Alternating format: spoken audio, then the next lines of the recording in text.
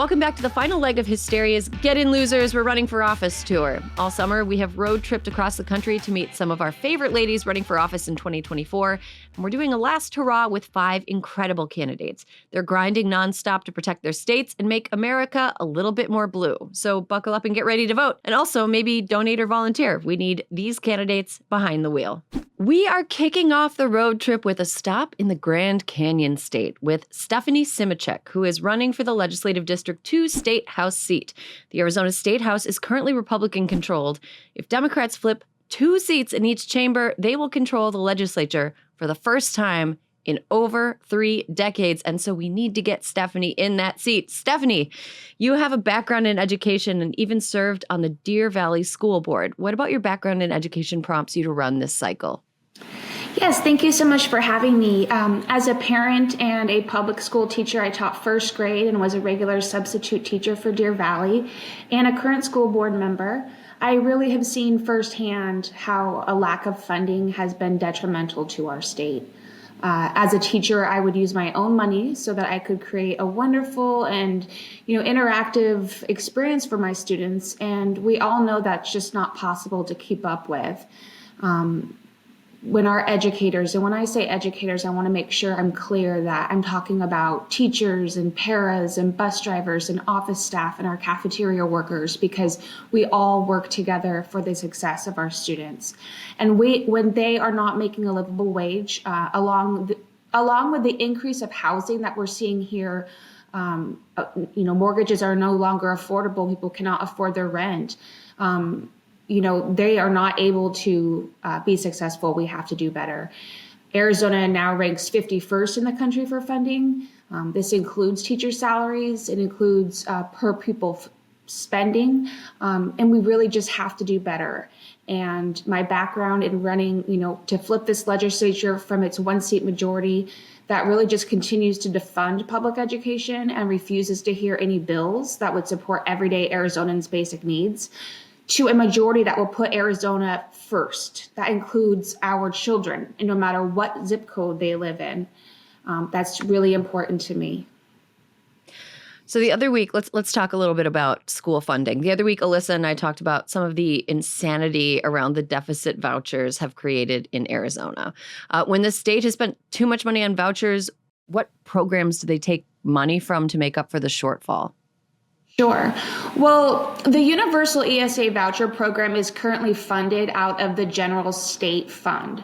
So that's a big reason why our state has gone from what we had a surplus to a deficit over the last several years. And in order to balance the budget, from pulling that money out for vouchers, we've had to take money from public safety and our roads. $300 million came out of the budget this year for water infrastructure and conservation. The state's also taken money from our opioid settlement funds that was supposed to go towards helping people with opioid addiction to help balance the state budget now. And so rather than investing in public education, which 90% of Arizona families choose, we're bleeding money out of our general fund to pay for these types of programs that, I want to add, do not require any accountability and transparency. So what I mean by that is where our public schools have to account for every penny that is spent and show growth through state testing, which is how it should be, right? We're using taxpayer dollars for this. But those that are receiving voucher money are turning it over to private schools who do not have to provide this type of accountability and transparency. So they're spending it on things, in addition to the private schools where we see this happening. We also see that parents are spending it when their child is homeschooled, are spending it on things that are claimed to be educational. And this is a big stretch. So for example, purchasing an espresso machine so that your child can, learn to be a barista, or purchasing, it's true. It's very true. There's a current case going on for purchasing ATVs for outdoor recreation as part of a student's curriculum. And the state, kind of finally started to step in a little bit, but this particular person is pushing back very hard to say that they can use voucher money for that. And obviously they don't have to account for anything. And when this money is going directly to the private schools who don't have to have the same requirements for state testing and don't have to fingerprint for the safety of their staff to let parents know that their child who will be interacting with an adult has not had a formal background check. It's really concerning. And so we call this welfare for the wealthy, because the majority of people who use voucher money were actually planning on sending their child or children to private schools anyway. So at minimum, the accountability and the transparency should be a requirement, I believe, for receiving vouchers from our taxpayer dollars. And I just want to add, the importance of all of this is that a well-educated workforce, it does everything for Arizona. It attracts new business. So our strong public education system is not just an education issue. It's an economic issue for our communities and our state as well. Mm-hmm. Tell us about your opponent and why it's so important, given your opponent, that you are elected in November. Sure.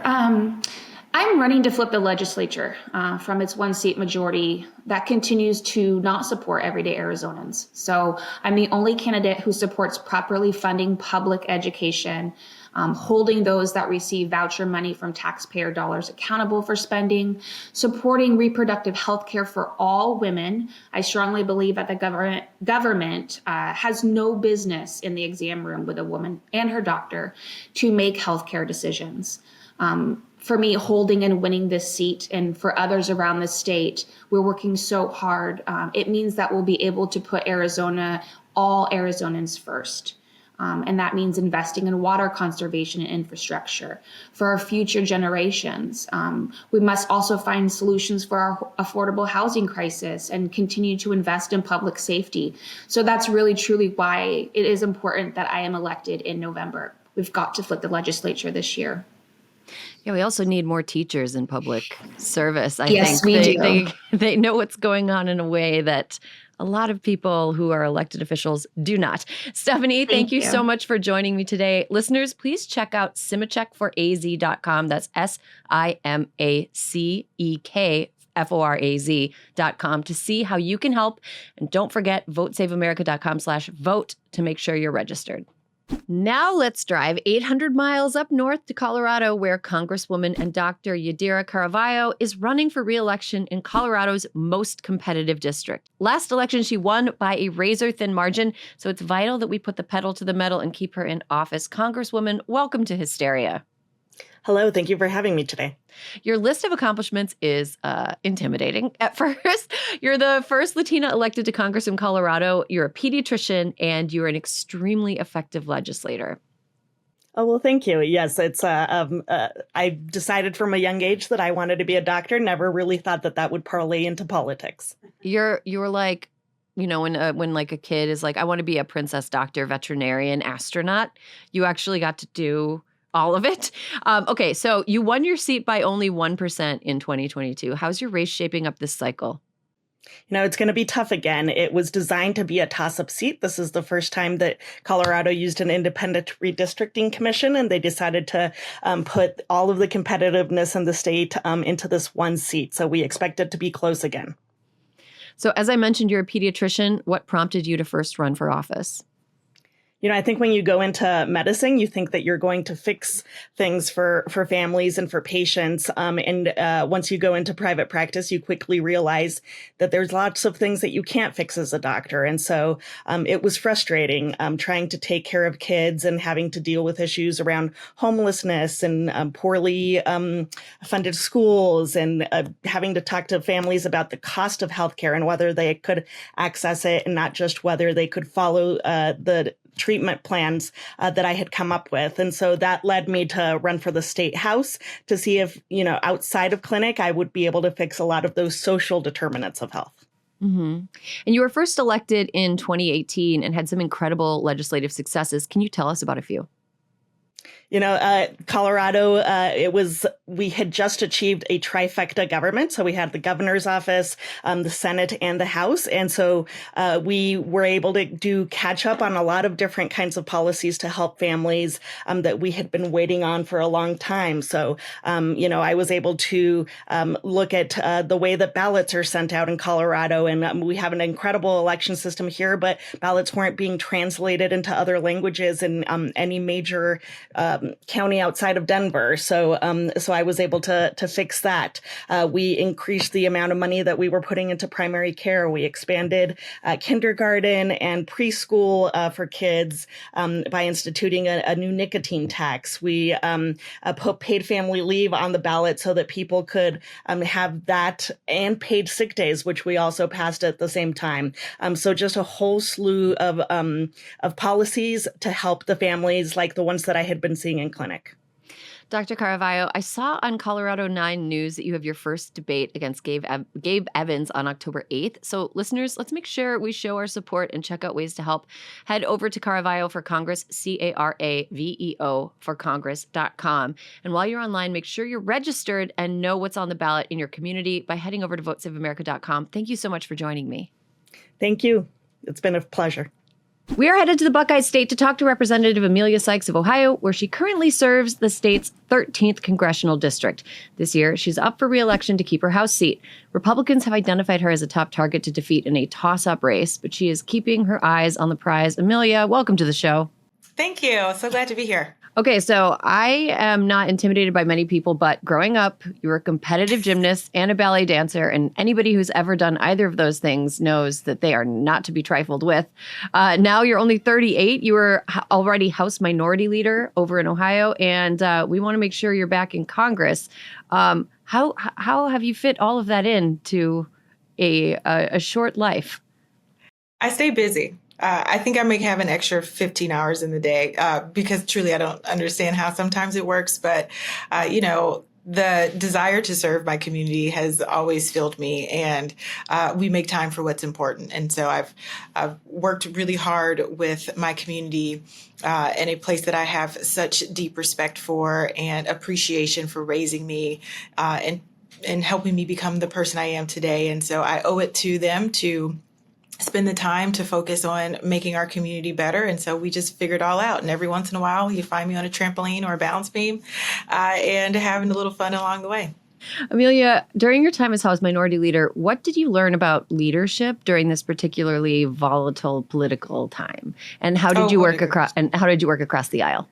I found that one of the ways that I could connect with my colleagues on both sides of the aisles was just to find their humanity. And oftentimes people didn't expect me to do so, especially as a Democrat in a Republican supermajority. But when I would just find something that connected us and say, hey, I heard that you're interested in basketball. Let me tell you about my community. LeBron James was born there. Steph Curry was born there. And the next thing you know, we're starting a conversation. And then, oh, yeah, by the way, let's talk about this tax bill. Just throw that in there, by the way. And so finding those ways to connect with people and taking appreciation for who they are really has served me well. And I've been able to work with people from some of the most opposite backgrounds that I have and put forth really meaningful legislation that helped reduce costs for families, that made our community safer, that allowed for us to address our infant and maternal health issues. And so the same type of spirit from my time as the minority leader, I brought with me to Congress, and it's how I've been able to be such an effective bipartisan legislator here, and really hope to continue the work that I have been doing because I've learned a lot of good lessons. And every time I learn something new, I can't wait to implement them all over again. So I was reading in the Columbus Dispatch that Republicans say you are too extreme for Ohio. What is it that you believe they find so objectionable and extreme? I think this is just their national message. When you ask them and you say deep down, what is it? To your point, what is it that is so extreme? They can't answer it, or they're talking about a policy that I did not put forth or some national hit against Democrats. But if you come to the district, and I welcome anyone to come visit us, you will find that people will say that I helped them with their Social Security. We were able to get them a passport so they could take a family vacation finally for the first time in several years, or that we were helpful to connect loved ones who are navigating immigration issues. there is nothing extreme about putting constituents first, and that is what my community knows the best about me. And so while we may hear these attacks, because that's what people do, unfortunately, this time of the year, we know that the work that we've done at home, the work that I've been doing connecting people to Congress, to their federal representation, is really effective. And so it's just background noise and just things to distract from the fact that we've been really, really effective and have a track record to prove it. Mm-hmm. And you're talking about your constituents with a lot of warmth and love. Why should somebody come and visit your district? What are your favorite things and what would you show people?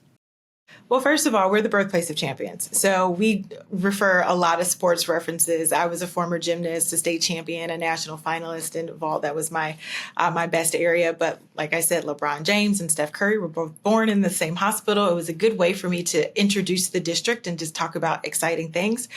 We also are the birthplace of the NFL, and the National Football Hall of Fame is in the district. And again, it's just a really easy way to connect people.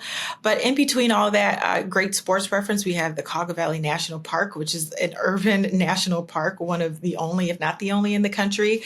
We have incredible restaurants, a lot of spirit, and just good old Midwestern values. And so we have a little bit of everything, whatever you like. And of course, that Midwestern hospitality that we are so known and loved for, that people can come enjoy. So please come visit us. We'd love to see you. Oh my gosh, you sold me. Also, vault, that is the scariest one, to be honest. You are familiar with running very fast and hard at something that doesn't seem like it should be there. Listeners, head over to EmiliaSykesForCongress.com to see how you can help keep Emilia in Ohio's 13th. Thanks, Emilia. Thank you. It was such a pleasure. Now let's drive up to Michigan's Downriver District to check in with Representative Jaime Churches, who is fighting to protect her seat in the Michigan State House. We want to keep her in the seat so she can keep up the good work on issues like gun reform, healthcare, and minimum wage. Jaime, welcome to Hysteria. Okay, so you're running to keep your seat as a state rep in Michigan 27. So listeners, here are the stakes. Michigan State House of Representatives holds a Democratic majority by only 2 seats. Jaime, explain what's at risk if Dems don't hold even a slim majority. So everything that we've done is at risk. When I got in, we did required background checks for firearms, ERPO legislation. We did the Clean Energy and Jobs Act. We protected abortion care for people in our state. And we've done so many other things. And all of those things are at risk of being undone. And more onto that, more conservative priorities will try and stop any of the progress that we've made and push their progress forward. This is the first time in almost 4 decades that we've had a Democratic trifecta. And because of the work that we've done in our legislature, we can push these priorities all the way to the governor's desk. And this will create almost like a stalemate where we won't be able to do more. We will kind of be stuck. Mm-hmm. You're a teacher. We love teachers on Hysteria. Your students actually inadvertently inspired you to run. Can you tell us that story?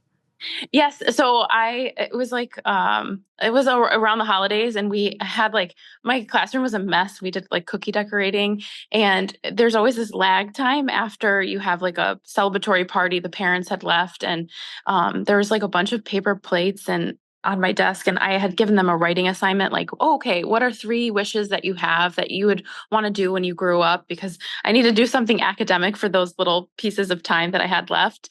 And I was reading those stories at my desk after all the kids had gone home to their winter vacation. And I had these cookie paper plates on my desk, and I was like, I should do this.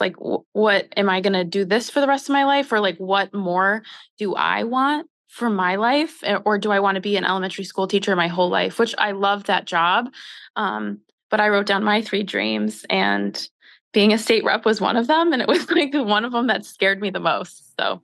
Oh my gosh, that sounds like the inciting incident of an inspiring movie. Democrats have had complete control in Lansing, which can be a double-edged sword. What issues are your constituents talking about most, and what are you doing to address their problems? Yeah. So, I think in my district, it's a little hard to say, what is it most? Because my district is it has vibrant perspectives, both Democrat and Republican perspectives. So a lot of more Democratic perspectives are protecting abortion care, expanding access to reproductive care for women in our state. I'm actually working on that personally as a priority to expand reproductive care for women who are pregnant, for women who are having a hard time becoming pregnant, and families like developing in any way they want. And then we also have more conservative perspectives, which people are worried about immigration, more federal issues. So listening to them, like, why are you concerned about this? Where are you hearing these talking points from? And I think a lot of it is just about feeling heard and seeing that I'm a person, not a political figurehead for a party, that I'm a community member. So I think it's just they want to be able to pay for their families, they want to be able to have families, and they want to feel safe in their community. Mm-hmm. Listeners, Jaime's race is critical. It's considered one of the 4 most competitive state rep races in 2024, and Governor Whitner, Big Gretch, is up for re-election in 2026. So we have to make sure that Dems maintain control. Please check out JaimeChurches.com and see how you can help keep Michigan blue. Thank you so much, Jaime. Thank you for having me. We are rounding out our trip with a visit to the Keystone State to chat with Congresswoman Susan Wild. Wild is up for re-election in her district, which she won by only 4,713 votes and a 2% margin last election. Let's hear about the fantastic work Susan is doing. Congresswoman, welcome to Hysteria. First, let me say, as someone who loves a garden, reading about your victory garden gave me FOMO. What's your best crop this year? Tomatoes. All Really? kinds of tomatoes. Oh, yeah. Great tomatoes. Oh my gosh, I can't stop killing my tomato plant, so I'm going to need to take tips from you off this interview. As a member of Congress, you've said getting things done and working across the aisle takes hard work, and you prioritize listening to your constituents. What are the issues most concerning to your constituents, and why is it so important we make sure you're reelected to Congress? The things that are common to my, or that are most concern to my constituents, actually pretty much the same across the board. I have a very diverse district. A lot of people don't know that. And by that, I mean ethnically diverse, with many ethnic minorities, but they're substantial. None of them are close to a majority. I will tell you, across the board, all of these constituencies have the same kinds of concerns. And it's generally their economic freedom, their jobs, good paying jobs, making sure that the schools are of good quality in our district. Not all, they all try to be good quality, let me say. And in general, healthcare is a huge concern for folks. Mental health care included in that. So I would say it's the same kind of kitchen table issues that Americans everywhere are talking about. Mm-hmm. And you're the original author of the Access to Family Building Act, which would codify the right to IVF, but has been impossible to pass in the GOP-controlled House. What are your hopes for the future of that bill? Well, that bill, the Access to Family Building Act, the companion bill is in the Senate with Tammy Duckworth as the lead on it, and it simply codifies the right to have IVF. It creates a federal right to in vitro fertilization. It has not, we have a lot of Democratic co-sponsors, almost all of them. We've got 4 Republican co-sponsors, and it is currently the subject of a discharge petition, but we need to get to 218 on that in order to force a vote, and it's not there yet. I don't think it's going to see a vote this Congress, but I do believe that bill is going to be part of the Democratic majority's very, very top priorities, which will include the Women's Health Protection Act. And I think this will probably be a portion of that with a number of tweaks to it that will make it even better. Mm-hmm.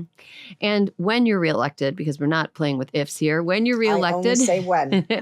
what will your top legislative priorities be for your next term? Thanks for asking me that, because I have to tell you, I'm really excited all the things that I've been working on will continue to be priorities, making sure that we are continuing to drive down prescription drug prices and getting that Medicare negotiation piece solidified so that we're doing more drugs and that kind of thing. But I'm really excited to start working on childcare. I think we have neglected this issue in this country way too long. People are really struggling. We aren't giving our children the kind of advantage that they could have with universal preschool, which we absolutely need to incorporate. And we need to make sure that our childcare workers, early childhood education workers, are being fairly paid. We are literally entrusting them with our greatest resource, our greatest asset, our children, and yet we pay them terribly.